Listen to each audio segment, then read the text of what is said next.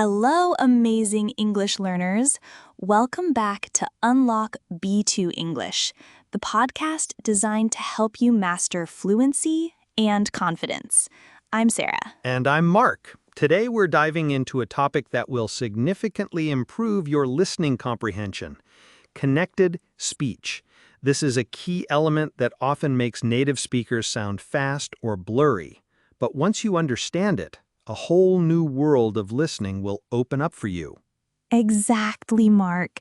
We often hear from B2 learners that they understand individual words, but when native speakers put them together, it becomes a challenge.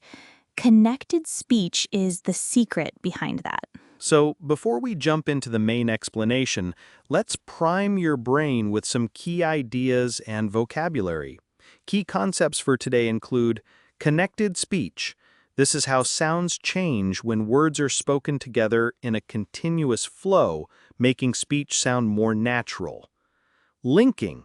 This happens when the end of one word and the beginning of the next word blend together.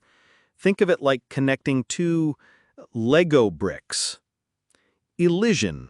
This is when a sound is completely dropped or disappears in connected speech. It's like a sound getting lost in the shuffle. Assimilation. This is when a sound changes to become more similar to a neighboring sound, making it easier to pronounce. Imagine one sound trying to be like its neighbor. Weak forms. Many common words like to, and for have a stronger pronunciation when said alone, and a weaker or reduced pronunciation in natural speech. So get ready to demystify fast native speech. Before we continue, think about this. Have you ever felt that native speakers talk too fast or that words blend into each other? What's one example of a phrase you've heard that sounds like one long word? Keep that in mind as we talk. Sarah, let's start with the most common aspect of connected speech: linking. What exactly is it, and why is it so important for B2 learners? Linking is fundamental, Mark. It's simply the way we smoothly connect the end of one word to the beginning of the next, especially when one word ends with a consonant sound and the next starts with a vowel sound. For example, instead of saying black ink with a pause, we link them to sound like blacking, or turn on becomes turn on. So that's why turn it off often sounds like turn it off. Exactly. Another common example is linking with the R sound. If a word ends in R and the next word starts with a vowel, like car and bike, it often sounds like car and bike. This is known as linking R. Fascinating. So what about when sounds disappear? That's elision, right? Precisely. Elision happens when a sound is completely omitted.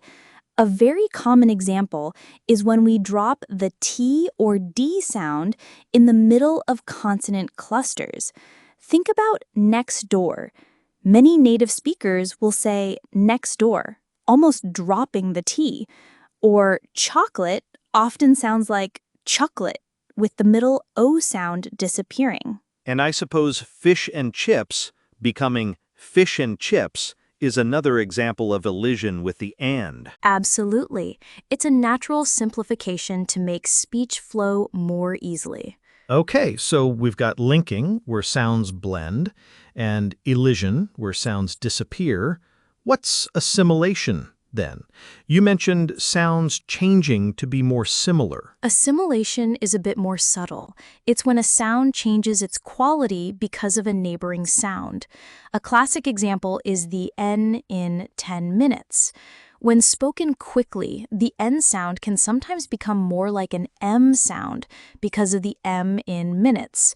So 10 minutes sounds like 10 minutes.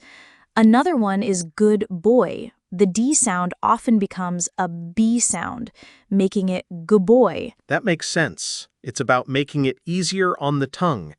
And finally, weak forms. We use these all the time without realizing it, right? Constantly. Many short, high-frequency words like prepositions, articles, and conjunctions have weak forms when they're not stressed in a sentence. For example, the word to often sounds like ta in I want to go, rather than its strong form to. Similarly, and becomes n or n in fish and chips, and for becomes fur in this is for you. So understanding these weak forms is crucial because if you're listening for the strong pronunciation of every single word, you'll get lost. Exactly. It's not that native speakers are speaking too fast, it's that they're using these natural reductions. Once you're aware of them, your brain can start to process spoken English much more efficiently. It's all about making your listening an active process, not just passive listening. This is where the practice comes in. It's not just about knowing the rules, but recognizing them in real time. That's crucial for knowledge consolidation, isn't it? It moves the knowledge from just being understood to actually being used and remembered. When you actively produce the language, that's when it truly becomes yours. So no more feeling stuck. We're here to guide you step by step towards fluency and confidence.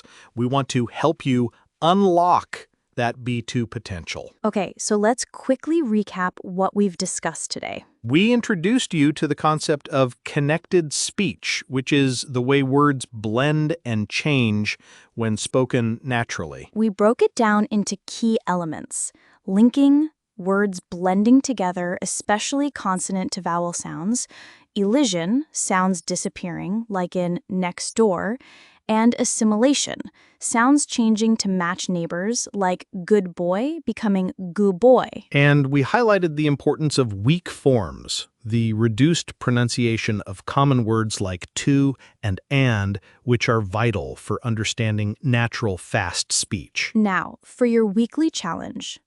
Listen to a short clip from a movie, a TV show, or even another English podcast, around 30 to 60 seconds.